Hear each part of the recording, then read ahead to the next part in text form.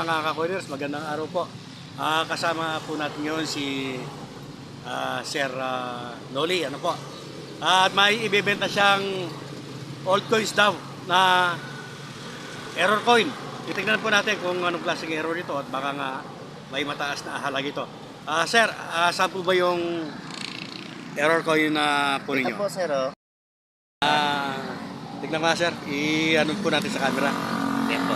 So ito po yung error coin daw ni Sir. Saan nyo nakita ito sir? Saan mo nakuha? Doon po sa sa lulo ko po. Tinago na ito, matagal na po yung tinago. Then binigay po sa akin. Minana lang sa akin ito. Magkano naman sir, benta mo dito? Siguro, sir, para na lang, para mabilisan, sir. 1,000 na lang. Okay, tingnan natin sir ha. Opo.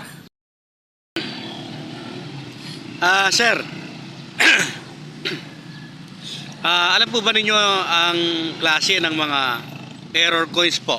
Mga error coins. May nakita na po ba kayong error coins na nabili ng mataas na halaga? Dalawa, meron po, sir. Bali, dalawa po yung ulo, saka isa yung kalate. Baka ang sinasabi mo sir yung double strike. Opo. At yung kalahati, yun po yung tinatawag na off center. Kagaya po mamaya ipapakita ko. Pero sa kasamaang palad sir, hindi po kasi ito error. Ito po ay damage coin. Kinalawang po siya, kaya po siya nagmukhang ganito. At hindi po lahat ng error sir sa ating mga barya ay pwede pong ibenta sa mataas na halaga. Depende sir sa pagkaka-error po nito. Ang nagiging problema natin, napakarami po kasing nagko-content. Minsan nga gakulangot lang. Sasabihin 240,000 pwedeng ibenta. Hindi po totoo yun. Depende po sa error. At ipapakita ko po dito kung ano po yung mga error coins po na binibili talaga ng mga kolektor. So pasensya na sir, ano po yan? Damage coin po yan. Okay po. So hindi na po pwede mabenta na po. Hindi na. Okay na po. Meron talagang halaga ito eh. Okay po. Kaya binibita ko 1,000 para meron din akong pang gastos. Lagi po ba kayong nanonood sa mga coin vlog sir? Kasi vlogger din kayo, di ba? Opo. Lagi po kayong nanonood ng mga coins, no? Opo. So may background, kaya madali tayo kasi mabudol sir dahil yung iba talaga budol-budol yun. Okay, sige. Salamat sir. Dapat, tigil pa. Po mga ka-coiners, hindi po lahat ng napapanood po natin sa YouTube na nagpapakita po ng mga error coins at sinasabing ito po ay pwedeng ibenta sa mataas na halaga.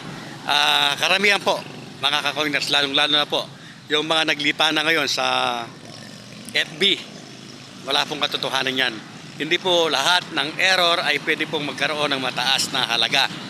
Ano po? Meron po tayong mga halimbawa dito, papakita natin mamaya sa inyo yung mga hitsura po. Hitsura po ng mga error coins na pwede po rin yung pakinabangan. Kaya lang hindi po madali ang na makakita ng mga ganito, lalong-lalo na po yung mga old coins na napakahirap na po na makakita ng mga error. At kalimitan po ng mga error coins na may mataas na halaga ay hawak na po. Hawak na yan ng mga coin collector at ng mga coin shop.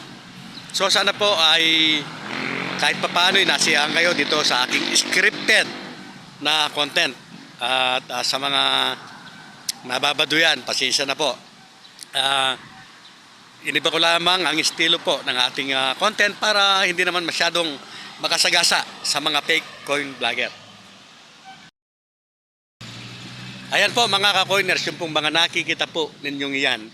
Yan po yung mga, ganyan po ang hitsura po ng mga error coins na may mataas po na halaga. Kapag legit po talaga. Ano po? Pero siyempre ingat din po kung kayo ay bibili. Pakasuriing mabuti. Kailangan makita po ninyo yung personal, yung binebenta po nilang ganyang klase po ng error. Dahil meron pong mga peke sa mga yan. At sa mga hindi pa po subscribe sa aking channel, kayo po ay aking inaanyayahan na mag-subscribe kung nagustuhan po ninyo yung aking mga video. Dahil dito po sa aking mga content ay mapapatunayan po ninyo na ang tunay na presyo po ng mga barya na collectible. At malalaman po din ninyo dito sa aking mga content yung mga bulaang vlogger po na ang hangad ay panoorin lamang sila at para sila ay kumita. Samantalang yung mga nanonood sa kanila ay nabudol-budol. Coiners ring lamang po.